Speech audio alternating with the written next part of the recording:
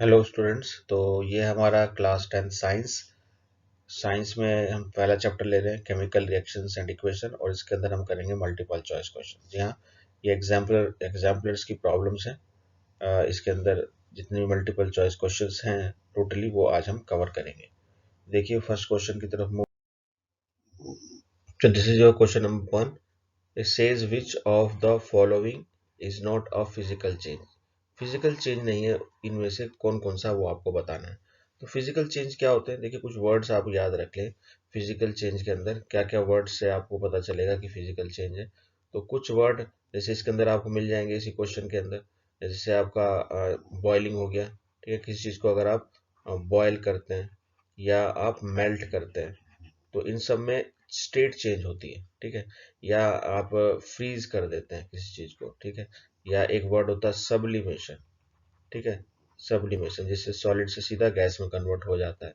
या आपने पढ़ा हुआ इवेपोरेशन, यानी इसके अंदर भी क्या होती है, स्टेट चेंज होती है। जिसमें स्टेट चेंज हो रही है ये सारे के सारे आपके फिजिकल चेंज में आते हैं। जी हाँ, ये सारे फिजिकल चेंज आते हैं।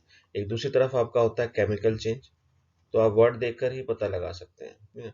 केमिकल चेंज तो किस वर्ड से आपको पता लगेगा, तो कुछ वर्ड है जैसे कि इसमें आपको एक मिल जाएगा कंबशन है, ठीक। किसी चीज को आप क्या करते हैं, बर्न करते हैं, यानी कि अगर वो ऐसे लिखा हो सकता है, अगर बर्निंग वर्ड लिखा हुआ है तो आप देखेंगे जब ये रिएक्शन होता है किसी चीज को आप कंबशन करते हैं, बर्न करते हैं, तो सब्सटेंस चेंज हो जाता है, कोई दूसरा सब्सटेंस बन जाता है। तो अगर सब्सटेंस चेंज होकर किसी दूसरा सब्सटेंस बन गया तो वो केमिकल चेंज कहलाता है, ठीक है। Not a physical change. तो हमें नॉट अ फिजिकल चेंज मतलब केमिकल चेंज क्या है वो बताना है। तो यहाँ पर बॉइलिंग जो होगा, जैसे वाटर का एग्जाम्पल अगर ले, तो अगर उसको बॉयल करते हैं तो वो उसका फॉर्मूला तब भी H2O ही रहेगा, यानी वो स्टीम बन जाएगा। इस तरीके से मेल्टिंग है, आइस को आप मेल्ट करके वाटर बना देते हैं तो आइस का भी फॉर्मूला H2O है और वाटर का भी, यानी कोई नया सब्सटेंस नहीं बन रहा। इस तरीके से डिसोल्यूशन की आप बात करें तो ये तीनों के तीनों आपके फिजिकल चेंज होते हैं। Only the combustion is not a physical change. नहीं, कंबशन किसी भी चीज का हो, यहाँ पर एलपीजी दिया कोई और भी चीज होगी तब भी कंबशन वर्ड आते ही आप समझ जाइए कि वो केमिकल चेंज होगा। तो not a physical change, that is it means it should be a chemical change. तो ऑप्शन इसका होगा D. So this is your question number 2. The following reaction is an example of reaction क्या आपका 4NH3 plus 5O2 is converted into 4NO plus 6H2। तो ये किस तरह का रिएक्शन है? ऑप्शन आपके पास देखिए, डिस्प्लेसमेंट रिएक्शन बताना है, ये क्या डिस्प्लेसमेंट रिएक्शन है या कॉम्बिनेशन रिएक्शन है, रेडॉक्स रिएक्शन या न्यूट्रलाइजेशन रिएक्शन। तो यहाँ देखेंगे चार में से क्या क्या रिएक्शन है, उसके बेसिस पर हम A B C D option choose करेंगे। तो पहले हम देख लेते हैं इस रिएक्शन को। तो यहाँ देखिए 4NH3 है, यानी NH3 जो है यहाँ पर आकर NO हो गया, ठीक है। तो इसका मतलब ये है कि यहाँ से यहाँ पर ऑक्सीजन जो है, ऑक्सीजन तो यहाँ से ऐड हो गया और हाइड्रोजन यहाँ पर चला गया। तो हाइड्रोजन का चले जाना, ऑक्सीजन का आना, ये कहलाता है आपका ऑक्सीडेशन। जी हाँ, ऑक्सीजन मिल गया यानी ऑक्सीडेशन हो गया। तो हम यहाँ पर इस केस के अंदर अगर ये वाली हम बात करें, यहाँ से यहाँ जो हो रहा है ना, ये आपका हो रहा है ऑक्सीडेशन, ठीक है। और दूसरा आप देखें, दूसरा आपका है 5 मॉलिक्यूल्स ऑफ हाइड्रो ऑक्सीजन, ठीक है, ये कन्वर्ट हो गए H2O में। तो ऑक्सीजन है यहाँ पर, लेकिन यहाँ देखेंगे तो एटम्स हैं 5O2, तो एटम्स हैं ऑक्सीजन के 10, ठीक है। यहाँ पर कितने हो गए 6 ओनली, यानी ऑक्सीजन यहाँ पर कम हो गई और साथ में हाइड्रोजन मिल गई, यानी ऑक्सीजन कम हो जाना और हाइड्रोजन का मिल जाना, ये कहलाता है रिडक्शन, ठीक है। तो इसको रिडक्शन बोलते हैं। तो ऊपर वाला तो है आपका ऑक्सीडेशन, ठीक है, और ये जो है, ये यहाँ से लेकर यहाँ तक, ये आपका है रिडक्शन। तो साइमल्टेनियसली दोनों ही काम हो रहे हैं, ऑक्सीडेशन भी हो रहा है और रिडक्शन भी हो रहा है। तो ऐसे रिएक्शन को हम बोलते हैं रेडॉक्स रिएक्शन। तो ये इसका आंसर होना चाहिए, ठीक है। एक तो ये ऑप्शन होना चाहिए, ठीक है। दूसरा, अगर आप देखेंगे यहाँ पर एक चीज जो यहाँ पर और हो रही है कि NH3 NO के अंदर कन्वर्ट हो रहा है। तो हो क्या रहा है कि जैसे अभी हमने बताया था कि यहाँ से ऑक्सीजन इस हाइड्रोजन को यहाँ से निकाल रहा है और उसकी जगह खुद आ रहा है, यानी ऑक्सीजन डिस्प्लेस्ड हाइड्रोजन। तो यानी डिस्प्लेसमेंट रिएक्शन भी है, यानी आपका ये जो फर्स्ट पार्ट है ना, ये भी इसका आंसर होगा। तो फर्स्ट भी होगा और थर्ड भी होगा। अब ऑप्शन हमारे एक्चुअली यहाँ पर दिए हुए ए बी सी डी, इसमें से कोई एक सही है। तो फर्स्ट में और थर्ड का जो ऑप्शन होगा, यानी फर्स्ट और थर्ड सी में आपका ऑप्शन सी होगा, यानी फर्स्ट भी सही होगा और थर्ड भी सही होगा। तो इस तरह से देखें तो ये मल्टीपल आंसर है, इसके दो आंसर हैं, ठीक है, लेकिन इसको कन्वर्ट कर दिया गया है, सिंगल आंसर में बना दिया गया है, ठीक है, कॉम्बिनेशन बना दिए हैं कि दो दो सही हो सकते हैं। तो आपका ये जो सी पार्ट है, यानी एक डिस्प्लेसमेंट रिएक्शन भी हो रहा है और इसके अंदर रिडॉक्स रिएक्शन भी हो रहा है। So this is your question number 3. Which of the following statement about the given reactions are correct? आप इक्वेशन रिएक्शन देख लीजिए पहले। ये कह रहा 3Fe+4S2 converted into Fe3O4+4S2 gas यहाँ पर बन रही है। अब ये इसमें क्या क्या हो रहा है, iron metal is getting oxidised, second में बोल रहा है water is getting reduced, water is acting as an reducing agent and water is acting as an oxidising agent. इसके बारे में बताना है इस बेसिस ऑन दिस रिएक्शन। तो यहाँ देखिए ऑक्सीडेशन और रिडक्शन की बात हो रही है, तो ऑक्सीडेशन किसका होता है, रिडक्शन किसका होता है, ये हमें मालूम होना चाहिए। देखिए अगर ऑक्सीजन किसी चीज में मिल जाती है तो उसी के नाम से आप याद रख सकते हैं ऑक्सीडेशन हो रहा है, और ऑक्सीजन चली जाए तो उसको बोलते हैं उसका रिडक्शन हो रहा है। तो ये हो गया आपका ऑक्सीजन के बेस पर। हाइड्रोजन के बेस पर कैसे बताएंगे, अगर हाइड्रोजन आ जाए किसी में तो उसको बोलते हैं रिडक्शन, हाइड्रोजन चली जाए तो उसको बोलते हैं ऑक्सीडेशन। तो आयरन को देखिए, आयरन को मिल रही है यहाँ पर ऑक्सीजन, ठीक है, ये तो आप क्लियर देख सकते हो कि आयरन को आप देखें इसके अंदर ऑक्सीजन ऐड हो रही है, तो ये आपका हो गया क्या, ऑक्सीडेशन हो गया, इसका ऑक्सीडेशन हो गया, ठीक है, क्लियर। तो बहुत सिंपल है, ऑक्सीजन के बेस पर ही दोनों बातें हो जाएंगी। यहाँ पर अगर वाटर मॉलिक्यूल्स को देखें 4H2O है, अब ये कन्वर्ट हो रहा है 4H2O, यहाँ से गायब हो गया, तो ऑक्सीजन के बेस की बात हो रही है, यहाँ से आयरन में तो ऑक्सीजन मिल गया, ठीक है, और वाटर में से ऑक्सीजन चला गया, ठीक है, तो ऑक्सीजन के बेस पर हम बता सकते हैं इसका हो रहा है रिडक्शन। तो वाटर को कह सकते हैं it is reduced, getting reduced, और आयरन इज गेटिंग ऑक्सीडाइज। तो आप देखें फर्स्ट पार्ट है iron metal is getting oxidise, बिल्कुल क्योंकि इसके अंदर ऑक्सीजन मिल रहा है। वाटर इज गेटिंग रिड्यूस्ड, बिल्कुल क्योंकि इसके अंदर से ऑक्सीजन जा रहा है। तो एक में आ रहा है एक में जा रहा है, आने वाले को बोलेंगे क्या, ऑक्सीडेशन, जाने वाले को बोलेंगे क्या, रिडक्शन। अब दूसरा है वाटर के साथ क्या हो रहा है, ये रिड्यूसिंग एजेंट की तरह काम कर रहा है या ऑक्सीडाइजिंग एजेंट की तरह काम कर रहा है। अब ये क्वेश्चन काफी आते हैं रिड्यूसिंग एजेंट और ऑक्सीडाइजिंग एजेंट, तो ये समझ लीजिए जितने भी क्वेश्चन आते हैं कि जो जो भी आपका एलिमेंट है या कंपाउंड है, अगर वो आपको हेल्प करता है रिडक्शन में तो उसको हम बोलते हैं रिड्यूसिंग एजेंट, अगर वो हेल्प करता है ऑक्सीडेशन में तो बोलते हैं उसको ऑक्सीडाइजिंग एजेंट।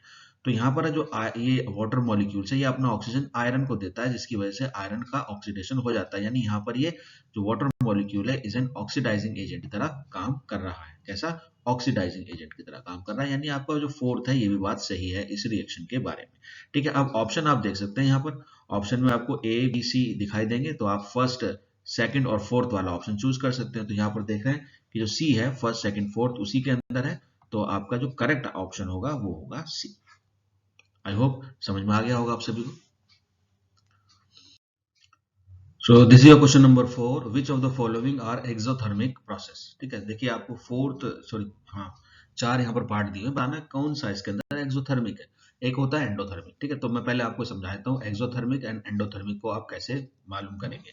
तो यहाँ पर एक छोटी सी ट्रिक है, अगर आपके पास रिएक्शन है एक्सोथर्मिक, ठीक है, एक्सोथर्मिक, ठीक है, और दूसरा होता है आपका एंडोथर्मिक, ठीक है, थोड़े से एक जैसे नाम है तो थोड़ी कंफ्यूजन हो सकती है कि क्या हो रहा है। देखिए यहाँ पर हीट का एब्जॉर्प्शन और हीट का रिलीज होने से एक्सोथर्मिक या एंडोथर्मिक बनते हैं। तो एक्सोथर्मिक कब बनता है, जब हीट आपकी किसी रिएक्शन में निकलती है यानी वहां से रिलीज होती है रिएक्शन से।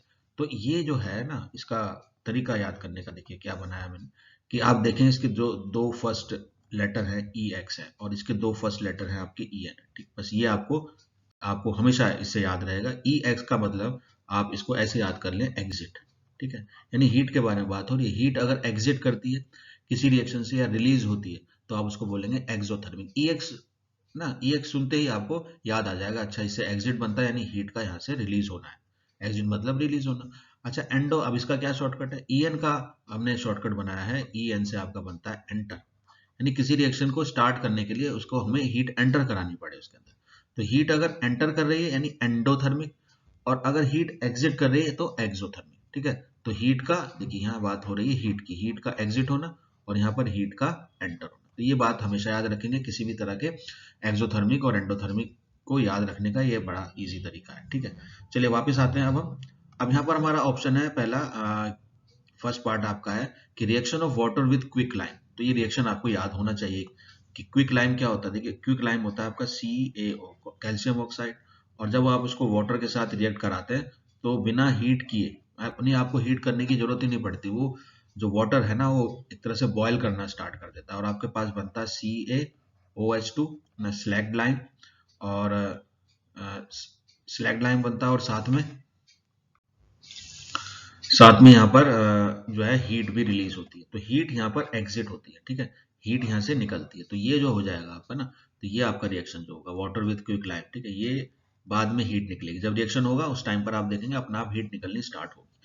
डाइल्यूशन ऑफ एन एसिड, यानी किसी एसिड को आपको डाइल्यूट करना है, उसकी कंसंट्रेशन को कम करना है, तो उसके अंदर आपको थोड़ा सा वाटर ऐड करना होता है, ठीक है। लेकिन ऐसा आपको ध्यान रखना होता है, बड़ी केयरफुली करना होता है कि एसिड के अंदर आप ये नहीं काम करेंगे, यानी एसिड में आप पानी नहीं डालेंगे। कहने का मतलब ये आपको वाटर में एसिड डालना है। क्यों ऐसा करना है, ऐसा केयरफुल, इतना केयरफुल हमें क्यों रहना है, क्योंकि आप चाहे एसिड में वाटर डालें या वाटर में एसिड डालें, दोनों ही टाइम में है ना रिएक्शन सेम ही होगा, यानी कि वहां पर काफी हीट निकलती है।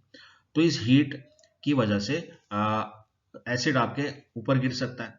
तो बेटर है कि आप पहले पानी ले लें, वाटर ले लें, उसमें धीरे धीरे आप एसिड को ऐड करें और उसको हिलाते रहें, ताकि जो हीट जनरेट हो रही है वो निकलती रहे और धीरे धीरे आपका जो एसिड है वो डाइल्यूट होता चला जाए। तो इसीलिए किया जाता है क्योंकि ये एक्सोथर्मिक रिएक्शन होता है, ठीक है। तो आप ये याद रख लें कि डाइल्यूशन जो है एसिड का हमेशा ही एक्सोथर्मिक होता है, ठीक है। अब दूसरा जो है आपका एवोपरेशन ऑफ वाटर।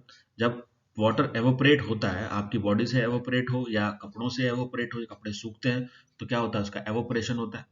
आप देखते हो कि धूप में कपड़े आसानी से सूख जाते हैं। ऐसा क्यों होता है, क्योंकि उस टाइम गर्मी ज्यादा होती है, यानी उसको हीट की रिक्वायरमेंट होती है एवोपरेट होने के लिए। पानी के अंदर देखते हैं पानी ठंडा हो जाता है, मटके के अंदर पानी ठंडा होता है, क्यों होता है, क्यों, क्योंकि उसको जो हीट होती है बाहर की वो मिलती है और वाटर एवोपरेट होने लगता है और टेम्परेचर फिर उसका कम हो जाता है। तो कहने का मतलब है यहाँ पर हीट की रिक्वायरमेंट होती है, और जो आपका एवोपरेशन है हमेशा ये एंडोथर्मिक होगा, ठीक है, ऑलवेज इट इज एंडोथर्मिक, याद रखना, ठीक है। अच्छा, दूसरा जो फोर्थ पार्ट है आपका, वो है सब्लिमेशन ऑफ कम्फूर क्रिस्टल्स। कपूर की गोलियां होती हैं, तो वो होता क्या है, सब्लिमेशन क्या होता है, किसी चीज का, किसी सॉलिड का सीधे डायरेक्ट ही गैस में कन्वर्ट हो जाना। लेकिन ये अपना आप नहीं होता, इसको थोड़े से टेम्परेचर की जरूरत होती है, यानी थोड़ी हीट की जरूरत पड़ती है, यानी थोड़ी हीट को एंटर कराना पड़ता है।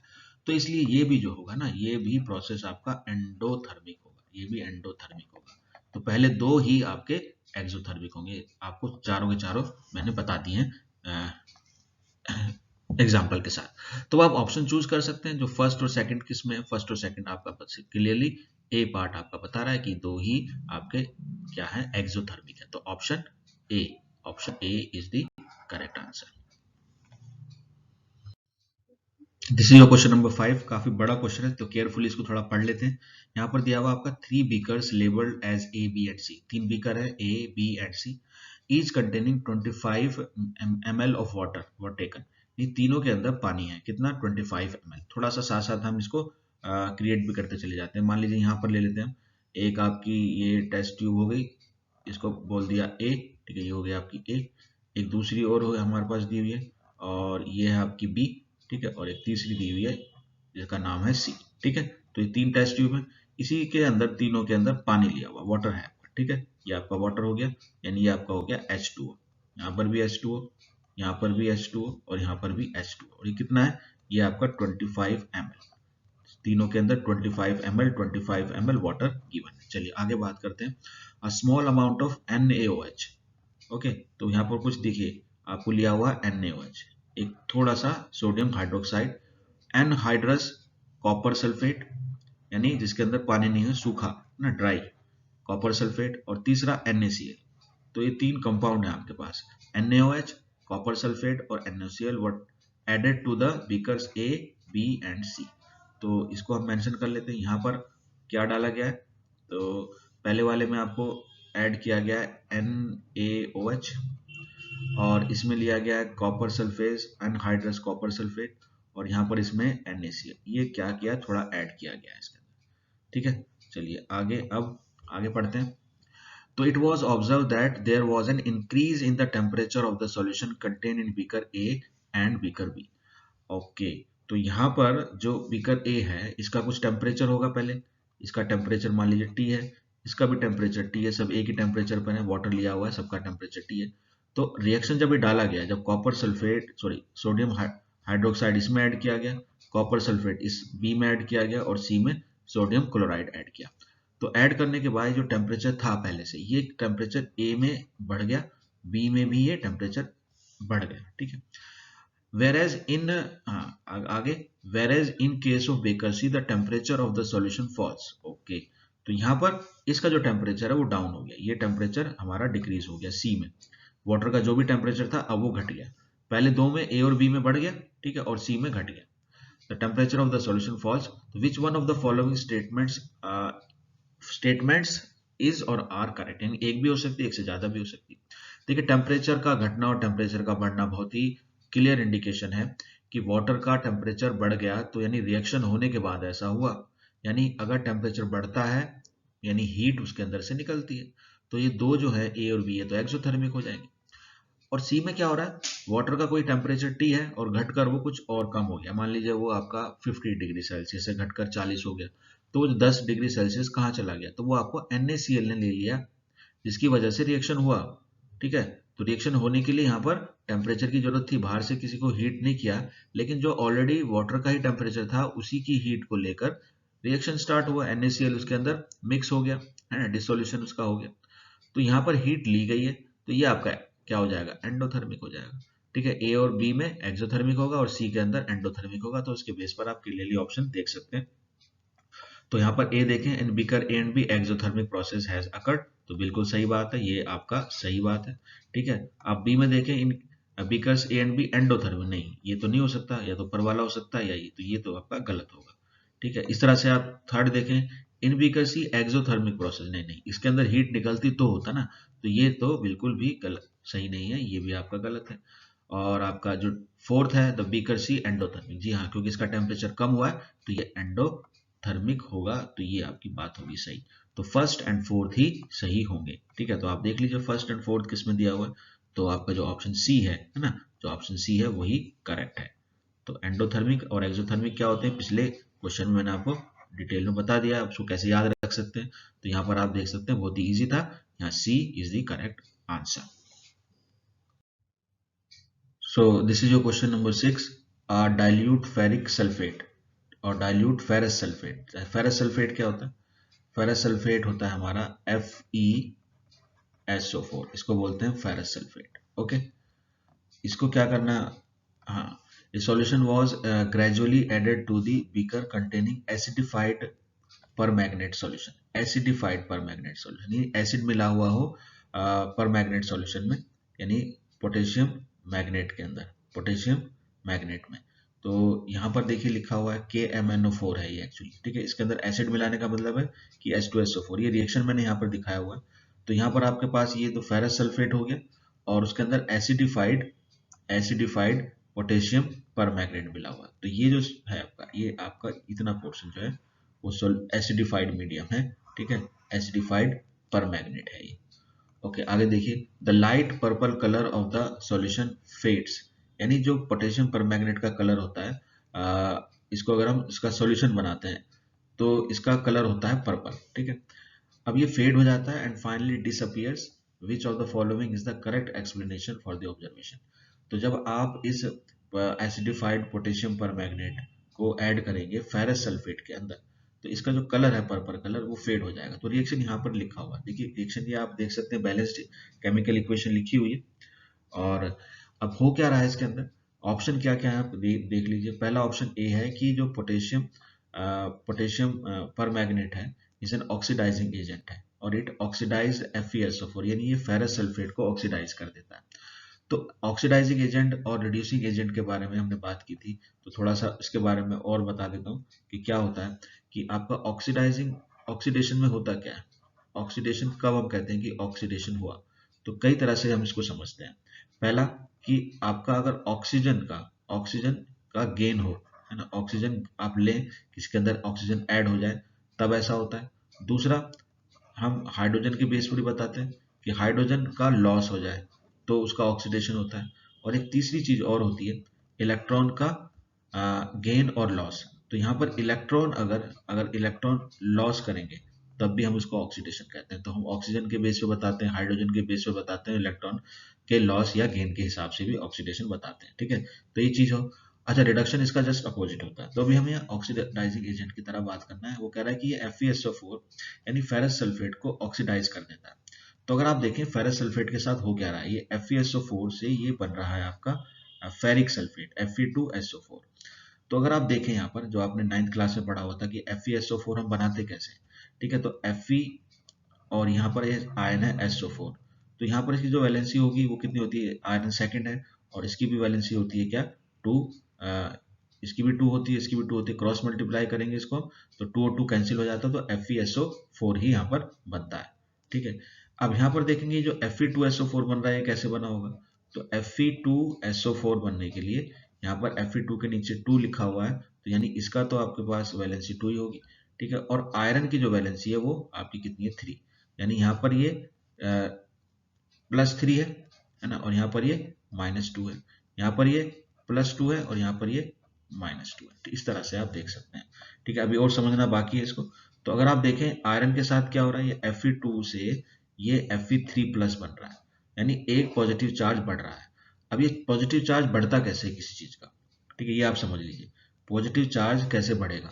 तो ऑब्वियसली पॉजिटिव चार्ज बढ़ने का मतलब है कि अपना इलेक्ट्रॉन, अगर आप एक इलेक्ट्रॉन लूज कर देंगे तो आपके ऊपर एक प्लस चार्ज आ जाएगा, ठीक है नहीं, आपने एक इलेक्ट्रॉन अपने से अंदर से निकाल दिया तो आपके अंदर एक्सेस ऑफ पॉजिटिव चार्ज होगा, यानी इलेक्ट्रॉन लूज कर ही ऐसा होगा, ठीक है। तो यानी कहने का मतलब यह है कि यहाँ पर इस आयरन ने अपना एक इलेक्ट्रॉन यहाँ पर लूज किया होगा, एक इलेक्ट्रॉन यहाँ से बाहर निकाल दिया, इसकी वजह से एक पॉजिटिव चार्ज इसका बढ़ गया, यानी यहाँ पर there is a loss of electron. और आप देखा ऑक्सीडेशन क्या होता है, लॉस ऑफ इलेक्ट्रॉन ही होता है, यानी आयरन का यहाँ पर क्या हो गया, ऑक्सीडेशन हो गया। या हम ये कहें कि ये कराया किसने, अगर आप ये देखें इस रिएक्शन के अंदर जो आयरन के साथ ये काम हुआ है, एक मिनट, ये जो आयरन में ये हो रहा है ना, ये कराने वाला कौन है, ये एसिडिफाइड पोटेशियम परमैंगनेट है, ठीक है, पोटेशियम परमैंगनेट ये काम करा रहा है। तो जो ये काम कराता है उसको हम बोलते हैं ऑक्सीडाइजिंग एजेंट। तो इसके अकॉर्डिंग आप देख सकते हैं ऑप्शन ए के अंदर यही दिया हुआ है कि potassium permanganate is an oxidising agent and it oxidised FeSO4, ये FeSO4 को ऑक्सीडाइज कर रहा है, यानी आपका जो फेरस सल्फेट है ना, is oxidise to ferric sulphate. तो बहुत ही क्लियर है, बहुत ही इंपॉर्टेंट भी है ये क्वेश्चन। तो बाकी ऑप्शन आप देखेंगे कि FeSO4 acts as an oxidizing agent and oxidize KMnO4, तो ये नहीं है आपका, ठीक है। सी पार्ट है the colour disappears due to dilution, no reaction is involve, यानी कोई रिएक्शन नहीं हो रहा, सिर्फ डाइल्यूशन की वजह से कलर डिस हो रहा है, ऐसा नहीं है। यहाँ पर आप देखेंगे जो मैग्नीज सल्फेट बन रहा है, ठीक है, जो कि ये जो पार्ट आपका बन रहा है यहाँ पर, ये मैग्नीज सल्फेट जो बना, ठीक है, ये आपका जो होता है ये कलर लेस होता है, ठीक है। तो इस रिएक्शन हो रहा है और रिएक्शन में जो आपका पोटेशियम परमैंगनेट है उसका जो पर्पल कलर है वो क्यों चला गया, क्योंकि जो नया कंपाउंड बना है आपका, है ना, मैग्नीज सल्फेट, वो कलर लेस होता है, इस वजह से हो रहा है, रिएक्शन की वजह से ही हो रहा है, ठीक है। ऑप्शन डी में कह रहा है कि KMnO4 is an unstable compound and decomposes in presence of FeSO4 to a colourless compound. नहीं, ऐसा भी कुछ नहीं होता, ये ऐसा डिकम्पोज नहीं हो रहा है जिसकी वजह से कलर फेड हो रहा है। तो जो करेक्ट ऑप्शन है वो इसकी वजह से हो रहा है कि लॉस ऑफ इलेक्ट्रॉन है, जिसकी वजह से इसका हम कहेंगे कि इसका ऑक्सीडेशन हो रहा है, और ऑक्सीडेशन कराने वाला कौन है, जिसको साथ में मिलाया गया है एसिडिफाइड पोटेशियम परमैंगनेट। तो option A is very correct answer. So this is your question number 7, which among the following is और आर डबल डिस्प्लेसमेंट रिएक्शन, यानी कौन कौन से इसके अंदर डबल डिस्प्लेसमेंट है, एक भी हो सकता है, दो भी हो सकते हैं, ठीक है, पॉसिबिलिटी है। चल चेक करते हैं कि पहला जो रिएक्शन है Pb प्लस कॉपर CuCl2 है ना, और आपका PbCl2 प्लस कॉपर, ये बन रहा है, किस तरह का रिएक्शन आपको ध्यान होगा।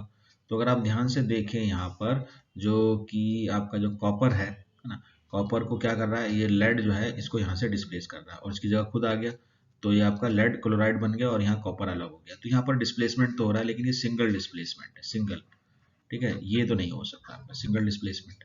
आप सेकंड में देखें, देखिए एक्चुअली होता क्या है, डबल डिस्प्लेसमेंट में आयन एक्सचेंज होते हैं।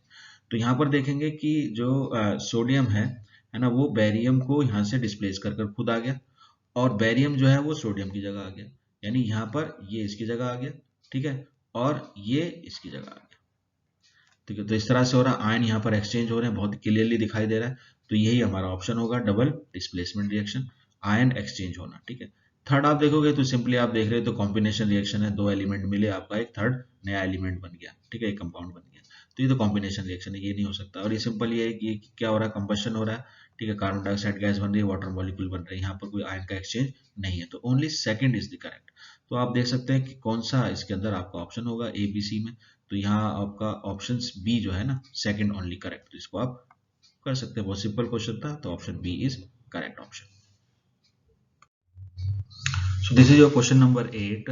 Which among the following statements is or are true? Exposure of silver chloride to sunlight for a long duration of time turns gray due to, तो ये सिल्वर क्लोराइड का colour ये बोल रहे हैं हो जाता है ग्रे, लेकिन सिल्वर क्लोराइड का कलर होता क्या है पहले ये देख लें। सिल्वर क्लोराइड होता है आपका AgCl, ठीक है, और ये सनलाइट अगर इसको मिलेगी, सनलाइट की प्रेजेंस में कुछ रिएक्शन होगा जिसकी वजह से ग्रे हो जाएगा, ठीक है। तो आप समझते हैं इस इक्वेशन को अगर आप लिखेंगे, रिएक्शन को लिखेंगे, तो ये बन जाता है, डिकम्पोज हो जाता है सिल्वर में, और साथ में आपको क्लोरीन गैस निकलती है, ठीक है, क्लोरीन गैस।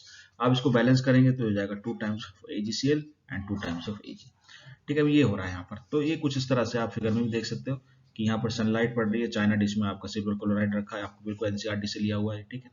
अब यहाँ पर कलर की बात करें तो सिल्वर क्लोराइड जो होता है वो होता है व्हाइट कलर का, जो आपसे पहले से आपको दिया हुआ है। जब ये सिल्वर बनता है और सिल्वर का कलर होता है ग्रे, तो देखिए आप व्हाइट से ग्रे हो रहा है, ठीक है। क्यों हो रहा है? क्योंकि सिल्वर क्लोराइड टूट रहा है, डिकम्पोज हो रहा है in the presence of sunlight. तो ये जो सिल्वर है ना, जो सिल्वर अलग हुआ उसका कलर ग्रे इस वजह से आया है, ठीक है। तो इसका जो ऑप्शन है, ऑप्शन 1 में दिया हुआ the formation of silver by decomposition of silver chloride, तो ये ऑप्शन, ये फर्स्ट पार्ट जो है इसका करेक्ट बात कर रहा है। सेकंड में बोल रहा है सब्लिमेशन ऑफ सिल्वर क्लोराइड, इसको भी चेक करते हैं क्या सही है, बिल्कुल भी सही नहीं है, सब्लिमेशन तो इसमें होता ही नहीं है। थर्ड देखिए decomposition of chlorine gas from silver chloride, silver chloride से क्या क्लोरीन गैस का डिकम्पोजिशन हो रहा है, नहीं, बिल्कुल भी नहीं। फोर्थ में कह रहा है ऑक्सीडेशन ऑफ सिल्वर क्लोराइड, तो यहाँ पर ना तो कोई ऑक्सीडेशन हो रहा है ना कोई रिडक्शन हो रहा है, तो ये भी यानी आपका सेकंड भी गलत है, थर्ड भी गलत है, फोर्थ भी गलत है, सिर्फ फर्स्ट आपका सही ऑप्शन है। तो आप देख सकते हैं ऑप्शन आपको ABCD करके दिए हुए, तो इसके अंदर जो ए है आपका, जिसके अंदर बोला है ओनली फर्स्ट इज करेक्ट, तो this is your option A is the correct answer. Now this is your question number 9. Solid calcium oxide reacts vigorously with water to form a calcium hydroxide. चलिए पहले एक यहाँ लिख लेते हैं हम reaction क्या है। कैल्शियम ऑक्साइड ये होता है आपका CaO, ठीक है ना, ये वाटर के साथ बहुत ही विग्रसली यानी बहुत तेजी से रिएक्ट कर रहा है। वाटर हमारा हो गया H2, तो बहुत ही फेमस ये रिएक्शन है आपका, ठीक है। अगर ऐसा रिएक्शन होगा तो बनता क्या है, इसमें ये भी लिखा हुआ टू फॉर्म कैल्शियम हाइड्रोक्साइड, तो ये कैल्शियम हाइड्रोक्साइड बनेगा CaOH ट्वाइस, ठीक है, ये आपका बन गया, और साथ में हीट भी निकलती है, ठीक है, ये आपका रिएक्शन, इसके बारे में बात हो रही है। accompanied by liberation of heat, this process is called slacking of lime, इसको slacking of lime कहा जाता है। ये CaO है, इसका दूसरा नाम है क्विक लाइम, इसको हम बोलते हैं क्विक लाइम, ठीक है। और ये जो बना आपका कैल्शियम हाइड्रोक्साइड, इसको हम बोलते हैं कैल्शियम, इसको हम कॉमन नेम से लिख देते हैं, इसको हम बोलते हैं स्लैग्ड लाइम, ओके। और इस प्रोसेस को हम बोलते हैं स्लैकिंग ऑफ लाइम, ठीक, ओके। तो calcium hydroxide dissolves in water to form its solution called lime water. इसके अंदर अगर आप वाटर ऐड कर दें, अगर इसके अंदर आप वाटर ऐड कर दें, तो ये आपका जो बनेगा वो हो जाएगा आपका लाइम वाटर, इसको हम बोलते हैं लाइम वाटर बन जाएगा, ठीक है। इसके बारे में ये इंफॉर्मेशन दी हुई है। Which among the following is true about Slaking of lime and the solution form. चलिए अब बात करते हैं यहाँ पर क्या क्या इसके लिए ट्रू है। एंडोथर्मिक रिएक्शन है, बिल्कुल नहीं, यहाँ पर आप देखते हैं बिना हीट की ही ये काम होता है, अपने आप होता है, और हीट यहाँ पर लिबरेट होती है, हीट यहाँ से निकलती है, एग्जिट करती है, ठीक है। तो ये एंडोथर्मिक रिएक्शन तो बिल्कुल भी नहीं होता, तो ये तो आपको पॉसिबल नहीं। यहाँ एक्सोथर्मिक है, क्योंकि हीट निकल रही है तो एक्सोथर्मिक होगा। अब पीएच वैल्यू दोनों दी हुई है, pH value of the resulting solution will be more than 7, अगर 7 से ज्यादा होती है तो होता है बेसिक, और 7 से कम होती है तो होता है एसिडिक। तो ये आपका जो कैल्शियम हाइड्रोक्साइड है ये होता है आपका बेसिक। क्यों होता है बेसिक? तो बेसिक होने के लिए जरूरी है OH का होना, और एसिड होने के लिए H का होना जरूरी है। तो यहाँ पर क्योंकि OH है, H नहीं है, तो OH की वजह से बेसिक होता है, और बेसिक का जो आपका pH वैल्यू होती है वो 7 से ज्यादा होती है, ठीक है। आप जानते ही हैं कि 0 होता है, 7 होता है, 14 मैक्सिमम वैल्यू होती है। यहाँ से यहाँ तक जो होता है आपका एसिड होता है, और 7 से ऊपर की जो वैल्यू होती है वो बेस होता है, ठीक है। तो इसलिए जो ऑप्शन आपका है थर्ड भी करेक्ट होगा, ठीक है। फोर्थ जो नहीं होगा क्योंकि लेस देन 7 बता रहा है तो ये गलत होगा, तो second and third is the correct answer. तो आप देख सकते हैं ABCD में थर्ड एंड सेकंड आपको दिया हुआ B, तो ऑब्वियसली इसका जो आंसर होगा, करेक्ट आंसर, वो होगा answer B। Okay, this is your question number 10. Barium chloride on reacting with ammonium sulfate. Okay, forms barium sulfate and ammonium chloride. चलिए रिएक्शन को लिखना पड़ेगा, पहले हम रिएक्शन को लिखते हैं। तो अब बैरियम क्लोराइड अगर मान लीजिए इसका फॉर्मूला अगर केमिकल फॉर्मूला याद नहीं है तो रिएक्शन तो बहुत दूर की बात है, तो हमको बनाना भी आना चाहिए बैरियम क्लोराइड क्या होता है, कैसे इसका फॉर्मूला लिखते हैं, थोड़ा सा उसको भी डिस्कस कर लेते हैं हम इस क्वेश्चन के अंदर। देखिए बैरियम आपका होता है Ba, तो हम यहाँ पहले फॉर्मूला लिखेंगे। तो बैरियम हो गया आपका Ba और क्लोराइड है आपका Cl, ठीक है। तो बैरियम का जो वैलेंसी होती है, जो आयन होता है वो कितना होता है 2+, है ना, और क्लोरीन का कितना होता है, इसका होता है -1। तो ये प्लस और माइनस आपस में मिल जाते हैं। तो इसको अगर हम क्या करते हैं फिर इस तरह से इसके इस तरह से इसको लिख देते हैं। तो फॉर्मूला जो बनेगा वो आपको बनेगा BaCl2, तो हो गया आपका बैरियम क्लोराइड। इस तरीके से अमोनियम सल्फेट क्या होगा, अमोनियम होता है आपका NH4 और सल्फेट आपका सल्फेट आयन होता है SO4। ओके, ये हो गया एक तरह से, ये हो गया इस तरह से, ठीक है। अब इसकी जो वैलेंसी है इसकी होती है आपकी +1 और इसकी होती है आपकी -2, ठीक है। तो इसको अगर आप क्रॉस करेंगे तो आपके पास इसका भी फॉर्मूला आ जाएगा, ठीक है। तो NH4, तो इसको नीचे आपको 2 लिखना है तो इसलिए ब्रैकेट लगाना पड़ेगा, तो ये आ जाएगा 2 और SO4 ये आ जाएगा। तो ये आपका हो गया अमोनियम सल्फेट, ठीक है, ये भी आ गया आपके पास। अच्छा, उसके बाद एक है आपके पास है बैरियम सल्फेट बनेगा। अब बैरियम सल्फेट कैसे बनाएंगे, तो बैरियम हो गया और सल्फेट आयन हो गया आपका SO4। तो ये कितना होता है, मैंने बताया था आपको +1 होता है, और ये कितना होता है, ये आपका -2 होता है, सॉरी ये आपका +2 होता है, +2 बैरियम इज +2, ठीक है, याद रखेंगे। और ये -2, तो +2 एंड -2 इसका इससे फॉर्मूला बन जाएगा आपका BaSO4। ये 2 कहाँ चला गया, 2 कैंसिल हो जाएगा, सेम होता है तो उसको हटा देते हैं।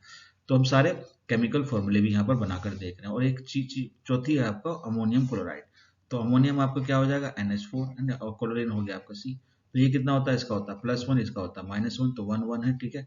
तो क्रॉस मल्टीप्लाई करेंगे, सिंपली आपका बन जाएगा NH4Cl, ठीक है। तो ये आपको देखिए यहाँ पर ये भी चीज सीखने को मिल गई कि आप किस तरीके से कंपाउंड बना रहे हैं। तो अब आप चार चीजों को जो रिएक्शन बनेगा वो आपका इस तरह से हो जाएगा BaCl2, ठीक है, बैरियम क्लोराइड, उसको ऐड कराया आपने अमोनियम क्लोराइड के, अमोनियम सल्फेट के साथ, सॉरी, NH4 2 एंड SO4, ठीक है। और रिएक्शन होने के बाद क्या बना, बैरियम सल्फेट बना BaSO4 और साथ में बना आपका अमोनियम क्लोराइड NH4Cl, ठीक। अच्छा, ये चीज बनी। अब इसके बारे में ये कुछ बातें दी गई हैं, आप बताना कौन सी बात इसके अंदर सही है, करेक्ट है, और कौन सी इनकरेक्ट है। तो जैसे डिस्प्लेसमेंट रिएक्शन है क्या ये, तो अगर आप देखेंगे तो यहाँ पर दो आयंस हैं जो एक्चुअली एक्सचेंज हो रहे हैं। कौन कौन से आयन है, देखिए यहाँ बैरियम जो है ना, बैरियम, अब आप देखेंगे ये रिएक्टेंट्स में और यहाँ पर ये बैरियम इधर। तो ये बैरियम क्या हुआ, ये बैरियम ने अपनी जगह चेंज कर ली है, क्लोरीन को छोड़कर सल्फेट के साथ आ गया, या ये कहें कि अमोनिया को यहाँ से भगाकर ये उसकी जगह यहाँ पर आ गया है, ठीक है। इस तरीके से आप अमोनिया को देखेंगे तो अमोनिया ने यहाँ से बैरियम को हटा दिया क्लोरीन से, ठीक है, और उसकी जगह खुद आ गया। यानी आयन यहाँ पर एक्सचेंज हो रहे हैं, और इस तरह के रिएक्शन को हम बोलते हैं डबल डिस्प्लेसमेंट रिएक्शन। दो बार ऐसा हो रहा है ना, दो बार डिस्प्लेसमेंट हो रहा है, तो सिंगल डिस्प्लेसमेंट नहीं है, ठीक है। तो यानी ये वाला फर्स्ट पार्ट तो है ही नहीं। अच्छा, प्रेसिपिटेशन क्या होता है, अब यहाँ पर आपको एक नॉलेज की जरूरत है। वो नॉलेज की जरूरत ये है कि जो बैरियम सल्फेट होता है ना, ये आपको अगर नहीं पता है तो ये आपको याद रखना पड़ेगा, ये आपका प्रेसिपिटेट होता है एक्चुअली। ये इनसॉल्युबल होता है वाटर में, ये सॉल्यूशन के नीचे बैठ जाता है, ठीक है, बैठ जाता है तो इसको हम एरो से दिखाते हैं, यानी इसको हम डाउन एरो से ऐसे दिखाते हैं। कुछ चीजें जो इवॉल्व होती हैं जैसे गैस होती है उसको हम अप एरो से दिखाते हैं, तो ये नोटेशन होता है ना, एक ये नोटेशन होता है, एक ये नोटेशन होता है। तो ये प्रेसिपिटेट का नोटेशन होता है नीचे की तरफ डाउन एरो, ठीक है। प्रेसिपिटेट का मतलब इनसॉल्युबल। तो ये जो आपका प्रेसिपिटेशन रिएक्शन होगा, यानी ये जो ऑप्शन होगा आपका सेकंड जो है वो करेक्ट है, ठीक है। कॉम्बिनेशन रिएक्शन तो किसी भी तरह से नहीं है, तो ये नहीं हो सकता। डबल डिस्प्लेसमेंट अभी हमने बात करी कि सिंगल नहीं डबल डिस्प्लेसमेंट होगा, यानी सेकंड एंड थर्ड स्टेटमेंट जो है करेक्ट है, वो ऑप्शन यहाँ पर चूज कर सकते हैं। तो आप देख सकते हैं सेकंड एंड थर्ड के लिए अब इसमें जो दिया हुआ है आपको ABCD second and fourth, sorry second and fourth, तो ऑप्शन डी में यहाँ दिया हुआ है सेकंड एंड फोर्थ।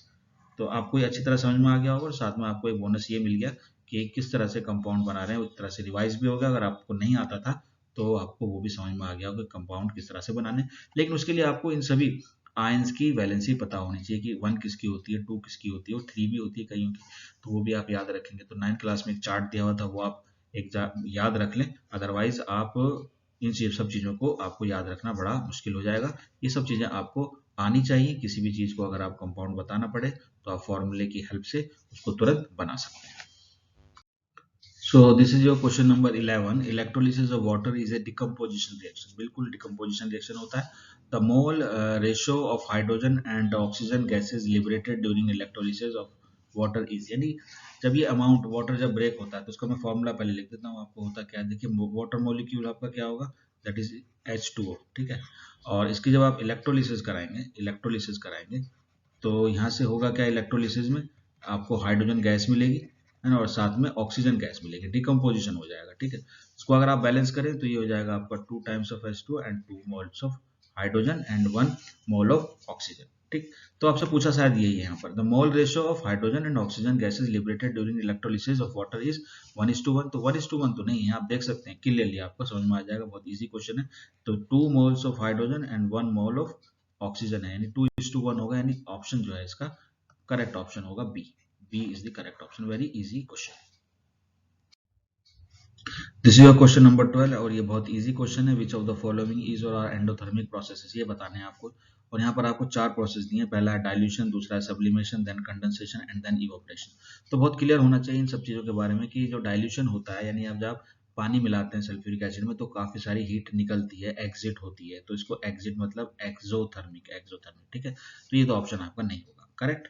चलिए सेकंड है सब्लिमेशन. सब्लिमेशन क्या होता है कि सॉलिड से सीधा बिना लिक्विड बने आप गैस में कन्वर्ट हो जाए, तो सराउंडिंग से हीट लेकर ये प्रोसेस हो जाता है.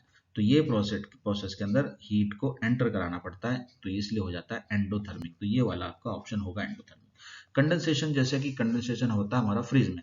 फ्रिज के आप वॉल्स को अगर टच करें तो वहां से हीट एग्जिट कर रही होती है. ठीक है. तो कंडेंसेशन के लिए हीट को निकलती है उसके अंदर, यानी एक्सोथर्मिक होता है, ये एक्सोथर्मिक होता है. ठीक है. दूसरा वेपोराइजेशन जैसे भाप बन के कोई चीज उड़ती है, पानी उड़ता है, तो कब उड़ता है, तब वो सराउंडिंग से हीट लेता है, तो ये भी आपका एक्सोथर्मिक होता है, इसके अंदर भी हीट निकलती है. तो सब्लिमेशन एंड इवोपरेशन, यानी सेकंड और फोर्थ ही एंडोथर्मिक होते हैं, बाकी जो दो है डाइल्यूशन एंड कंडेंसेशन, ये आपके एक्सोथर्मिक होते हैं. आप ऑप्शन चूज कर सकते हैं, तो ऑप्शन क्लियरली आपको दिखेगा 101% डी, है ना, जिसमें सेकंड एंड थर्ड पार्ट दिया हुआ. तो ये दोनों आपके कैसे हैं, एंडोथर्मिक रिएक्शंस हैं.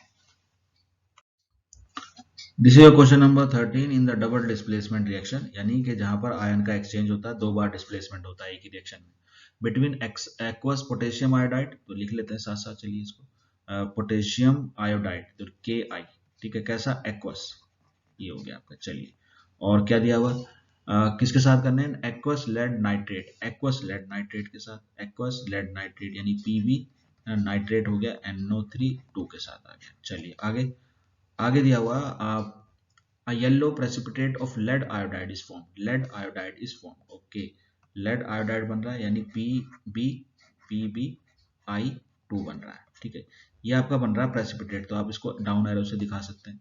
और साथ में क्या बन जाएगा, ये आप देख रहे हैं, क्योंकि डबल डिस्प्लेसमेंट हो रहा है और लेड ने के को हटा दिया, उसकी जगह खुद आ गया, और तो के Pb को हटा देगा, उसकी जगह आ जाएगा, या आप ये कह सकते हैं I और NO3 आपस में एक्सचेंज हो जाएंगे. तो बहरहाल यहाँ बन जाएगा आपके पास पोटेशियम नाइट्रेट KNO3. ठीक है. ये बन जाएगा. ओके. तो ये रिएक्शन हो रहा है. अब इसके बारे में क्या आगे बात हो रही है, while performing the activity if lead nitrate is not available. अच्छा, ये जो है आपका है ही नहीं, नॉट अवेलेबल आपके पास है ही नहीं. ठीक है. तो नहीं है तो क्या है, तो which of the following can be used in place of lead nitrate, इसकी जगह किसका इस्तेमाल कर सकते हैं. तो डबल डिस्प्लेसमेंट तो होना चाहिए, प्रेसिपिटेट तो बनना चाहिए, और प्रेसिपिटेट में क्या होना चाहिए, लेड होना चाहिए. ठीक है. तो लेड नाइट्रेट की जगह आप किसका इस्तेमाल करेंगे, तो उसमें लेड तो होना ही चाहिए. तो यहाँ पर देखेंगे ए और बी में लेड है, लेकिन सी और डी में लेड नहीं है, तो ये तो काम नहीं करेगा, ना तो ये हो सकता और ना ही ये हो सकता. अब दूसरा, क्योंकि डबल डिस्प्लेसमेंट होना है तो आयंस का ब्रेकअप होना जरूरी है, यानी इसका सॉल्युबल होना जरूरी है. तो लेड सल्फेट जो है इनसॉल्युबल है, अगर वो इनसॉल्युबल है तो उसके आयन ब्रेक ही नहीं करेंगे, डबल डिस्प्लेसमेंट में वो भाग ही नहीं लेंगे. ठीक है. आयन से नहीं बनेंगे, तो डबल डिस्प्लेसमेंट कैसा होगा, तो लेड सल्फेट तो नहीं हो सकता, तो बाकी बचा लेड एसीटेट. तो लेड एसीटेट इसकी जगह आप ले लेंगे तो काम चल जाएगा. कहने का मतलब ये हो गया कि ऑप्शन जो है B is the correct option, यानी इसकी जगह हम क्या ले सकते हैं, लेड एसीटेट लेंगे. लेड एसीटेट क्या होता है आपका Pb, और ये होता है आपका CH3CO ट्वाइस. ठीक है. ये होता है आपका लेड एसीटेट. तो इसका हम यूज कर सकते हैं instead of lead nitrate. Okay. This is a very trivial question. Which of the following gases can be used for storage of fresh sample of a oil for a long time? यानी आप देखते हैं जैसे chips वगैरह का इस्तेमाल हम करते हैं, इसके अंदर गैसेस भरी होती हैं, तो रेंसिडिटी के लिए यानी ऑयल जो है वो उसकी वजह से जो खराब हो जाती हैं चीज़ें, उसको बचाने के लिए गैस उसके अंदर भरी जाती है। कौन सी गैस है बस आपको ये मालूम होना चाहिए। कार्बन डाइऑक्साइड, ऑक्सीजन नहीं होती, नाइट्रोजन, नाइट्रोजन होती है लेकिन ऑक्सीजन नहीं होती, लेकिन तो ऑप्शन बी आप नहीं बोल सकते। कार्बन डाइऑक्साइड और हीलियम बिल्कुल भी नहीं, इसके अंदर हीलियम होती है लेकिन कार्बन डाइऑक्साइड नहीं है। सही आंसर तो हीलियम और नाइट्रोजन ये दोनों होंगी एक साथ, ठीक है, ये दोनों हो सकती हैं। तो करेक्ट ऑप्शन जो 100% जो करेक्ट ऑप्शन होगा, इसमें कोई खराबी नहीं होगी गैस में, तो ये दोनों गैस हो सकती है, इससे कोई भी प्रॉब्लम नहीं होगी, यानी ऑप्शन डी आपका करेक्ट होगा। So this is your question number 15. The following reaction is used for preparation of oxygen gas in the laboratory. ठीक है, यहाँ आप देख सकते हो KClO3, ठीक है, इसको हीट की प्रेजेंस में कैटलिस्ट के साथ रिएक्ट कराते हैं तो 2KCl + 3O2 बनता है, यानी ऑक्सीजन गैस बनती है। ये एक गैस, ऑक्सीजन गैस बनाने का लेबोरेटरी का एक प्रोसेस होता है, ठीक है। इसके हिसाब से आपको कुछ स्टेटमेंट के बारे में बताना है कि क्या कौन कौन सी स्टेटमेंट करेक्ट है, ठीक है। तो आप देख लीजिए यहाँ स्टेटमेंट, फर्स्ट स्टेटमेंट कहती है कि it is a decomposition reaction and endothermic in nature. तो बहुत सिंपल है, देखिए कैटलिस्ट लिखा है, ऊपर हीट लिखी हुई है। हीट अगर लिखा हुआ है तो इसका मतलब यह है कि यहाँ पर हीट एंटर हो रही है, हीट एंटर हो रही है यानी कि एंडोथर्मिक है, ठीक है। ये वाला हीट यहाँ पर इसका मतलब है कि अंदर जा रही है, रिएक्शन में इसकी जरूरत है, एब्जॉर्ब हो रही है हीट, तो ये आपका बिल्कुल सही बात है, ये आपका एंडोथर्मिक रिएक्शन है, ठीक है। दूसरा यहाँ पर ये जो कंपाउंड है KClO3, ये ब्रेक हो रहा है, डिकम्पोज होकर दो कंपाउंड बन रहे हैं, तो ये डिकम्पोजिशन रिएक्शन भी, दोनों बातें सही है, यानी ये हम पूरी तरह से कह सकते हैं कि ये ऑप्शन सही है, ए ऑप्शन इज करेक्ट। दूसरी तरफ ये लिखा है यहाँ पर कॉम्बिनेशन, तो कॉम्बिनेशन रिएक्शन तो किसी हिसाब से भी नहीं है, यहाँ पर डिकम्पोजिशन है, ठीक है, तो ये बिल्कुल उल्टा है डिकम्पोजिशन का, कॉम्बिनेशन तो है ही नहीं बिल्कुल भी। ऑप्शन सी देखेंगे, ये कह रहा है डिकम्पोजिशन, बिल्कुल ये बात आपकी सही है, डिकम्पोजिशन रिएक्शन तो है ना। Accompanied by a release of heat, बिल्कुल यहाँ हीट रिलीज बिल्कुल नहीं हो रही है, यहाँ पर हीट एंटर कर रही है। जब भी ऊपर लिखी जाती है एरो की हीट, तो उसका मतलब है हीट की यहाँ पर एब्जॉर्प्शन हुआ है, ठीक है, तो इट इज गलत, ये रिलीज ऑफ हीट नहीं है, रिलीज ऑफ हीट नहीं है, बिल्कुल नहीं, ठीक है। डी में क्या बोल रहा था, फोटोकेमिकल डिकम्पोजिशन। फोटोकेमिकल डिकम्पोजिशन का मतलब होता है कि आप उसको लाइट देते हैं, लाइट, फोटो मतलब लाइट, लाइट की वजह से रिएक्शन होता है और वो ब्रेकअप होता है, ठीक है। तो डिकम्पोजिशन जहां तक है वो तो बात सही है, लेकिन फोटो केमिकल यहाँ पर एक बात गलत है। दूसरा इट्स एन एक्सोथर्मिक, दूसरा ये एक्सोथर्मिक नहीं, तो पूरी तरह से स्टेटमेंट बी सी डी गलत है, तो एक 100% जो स्टेटमेंट आपकी सही है that is option A. Okay, चलिए नेक्स्ट क्वेश्चन देखते हैं। ये क्वेश्चन नंबर है आपका 16। इस क्वेश्चन को देख लीजिए, समझ लीजिए पहले। विच of the following process involve chemical reactions, इसमें किस किस में केमिकल रिएक्शंस हो रहे हैं। केमिकल रिएक्शंस का मतलब है जब आपके पास जो नया कंपाउंड बनता है, नया सब्सटेंस बनता है, उसकी प्रॉपर्टीज बिल्कुल सेम डिफरेंट होती है ना रिएक्शन से पहले जो आपका एलिमेंट है उससे, तब ऐसा हम कहते हैं केमिकल रिएक्शन हुआ। लेकिन अगर आप स्टोरिंग, फर्स्ट ऑप्शन में जो दिया आपको, storing of oxygen gas under pressure in a gas cylinder, तो कुछ नहीं होगा, उसकी स्टेट चेंज हो जाएगी, गैस बन जाएगी लिक्विड में। अगर आप उसको ज्यादा प्रेशर के अंदर भरेंगे सिलेंडर के अंदर तो लिक्विड बन जाएगी, स्टेट चेंज हो जाएगी, तो ये तो ऑप्शन नहीं हो सकता, दिस इज ना, इसके अंदर केमिकल रिएक्शन नहीं है, सॉरी केमिकल रिएक्शन नहीं है, फिजिकल चेंज में कह सकते हैं। लिक्विफिकेशन ऑफ एयर, एयर को अगर आप लिक्विड में कन्वर्ट करते हैं, again you are changing the state, तो ये भी केमिकल, कोई इसमें केमिकल कुछ हो नहीं रहा, कोई रिएक्शन नहीं हो रहा। सी में कह रहा है कीपिंग पेट्रोल इन दी चाइना डिश, ओके। अच्छा, चाइना डिश में अगर आप पेट्रोल रख देंगे तो वो एवोपरेट हो जाएगा, again is a state change, ये भी स्टेट चेंज है, तो ये भी नहीं हो सकता। अब एक ऑप्शन यही बच गया, यही सही होना चाहिए। और ये क्या कह रहा है, इसमें कह रहा है हीटिंग, यस, मैंने आपको बताया था, कुछ वर्ड्स देखकर आप बता सकते हो, कह सकते हो कि केमिकल चेंज हो रहा है या नहीं हो रहा है, केमिकल रिएक्शन हो रहा है नहीं हो रहा, तो उसी में से एक आपका ये वर्ड है हीटिंग। हीटिंग कभी भी हो, कंबशन हो, तो आप समझ लेना कि उसके अंदर केमिकल चेंज हो रहा है या केमिकल रिएक्शन हो रहा है। तो heating copper wire in presence of air, ठीक है। देखिए यहाँ पर जो इसकी जो डेफिनेशन है, जैसे कॉपर लिया आपने और दूसरा आपने ऑक्सीजन की प्रेजेंस में किया, तो आपके पास बनेगा कॉपर ऑक्साइड, ठीक है, कॉपर ऑक्साइड। तो इसको आप इस तरह से बैलेंस भी कर सकते हैं, तो ये आपका नया कंपाउंड बनेगा जिसकी प्रॉपर्टीज कॉपर और ऑक्सीजन दोनों से ही डिफरेंट होंगी। तो ये अब तरफ पूरी तरह से आई होप समझ में आ गया होगा। चलिए नेक्स्ट क्वेश्चन की तरफ मूव करते हैं। This is question number 17. In which of the following chemical equations the abbreviations represent the correct state of the reactions, reactants and the products involved at reaction temperatures? आपको state बतानी है, liquid gas वगैरह कहाँ पर सही तरीके से mention की गई है, ठीक है। तो यहाँ पर कुछ हाइड्रोजन और ऑक्सीजन को रिएक्ट करा है और वाटर मॉलिक्यूल्स बन रहे हैं, तो कहाँ पर होना चाहिए, लिक्विड होना चाहिए, गैस होना चाहिए, इसकी जानकारी आपको होनी चाहिए। तो देखिए जब आप रिएक्ट कराएंगे तो ऑक्सीजन ऑक्सीजन ही रिएक्ट करेगी, बता देता हूँ आपको यहाँ पर, यानी हाइड्रोजन और ऑक्सीजन गैस रिएक्ट करेंगे, तो यहाँ पर जी होना चाहिए रिएक्टेंट्स में दोनों में ही, ठीक है। तो आप देखेंगे ऊपर तो लिक्विड दिया दोनों, तो गलत है बिल्कुल, यहाँ पर एक गैस है एक लिक्विड है, तो ये भी गलत है, यहाँ पर दोनों गैस है, तो ये सही है आपका ऑप्शन सी सही है, और जो बनेगा वो आपका लिक्विड होना चाहिए, ये भी आप देखेंगे, ठीक है। तो अगर आप डी देखेंगे तो उसमें भी रिएक्टेंट्स दोनों गैस में दिए हुए हैं, लेकिन प्रोडक्ट जो है वो गैस में ही दिया हुआ है, वाटर मॉलिक्यूल भी गैस में बना दिया, तो स्टीम तो नहीं बनेगी, यहाँ पर लिक्विड बनेगा, ठीक है। तो ये ऑप्शन इसलिए गलत होगा क्योंकि ये जी दिया हुआ है यहाँ पर, ठीक है। तो ये भी ऑप्शन गलत होगा, यानी option C is the correct option. चलिए नेक्स्ट क्वेश्चन पे, लास्ट क्वेश्चन है इसका आपका एमसीक्यू का, ये देखते हैं क्वेश्चन नंबर 18। यहाँ पर आपको which of the following combination reaction है ना, which of the following are combination reaction, आपको बताना कॉम्बिनेशन रिएक्शंस क्या होते हैं। तो कॉम्बिनेशन रिएक्शन मतलब कंबाइन करना है ना, दो या तीन का कंबाइन कर एक बना देना। तो क्लियरली आप देख लीजिए first second third and fourth के अंदर, सेकंड और थर्ड में क्लियर दिखाई दे रहा है आपको यहाँ पर कि सिर्फ एक ही कंपाउंड बन रहा है, यहाँ पर भी और यहाँ पर भी एक ही कंपाउंड बन रहा है, और यहाँ पर दो है ना, दो कंपाउंड्स ऐड होकर ऐसा हो रहा है, तो कॉम्बिनेशन है, बिल्कुल साफ देख सकते हैं आप इसको, कोई केमिस्ट्री ज्यादा समझने की जरूरत नहीं है, सिर्फ आप देख कर ही बता सकते हैं कि दो चीजें कंबाइन होकर एक सिंगल कंपाउंड बन रहा है, तो आपका सेकंड और थर्ड ही सही होगा।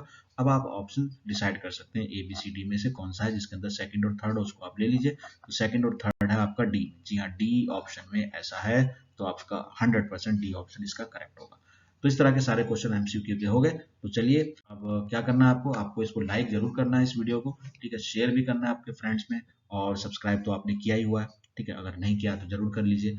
और इस तरह की वीडियो अगर आपको अच्छी लग रही है, आप तुरंत चाहते हैं, तो नोटिफिकेशन बेल आइकन को भी हिट कर दें, ताकि आपको तुरंत जैसे ही मैं वीडियो डालूं वो आपको मिल जाए। तो थैंक यू फॉर वॉचिंग, और keep learning and keep liking sharing and subscribing, ठीक है। Thank you very much for watching once again.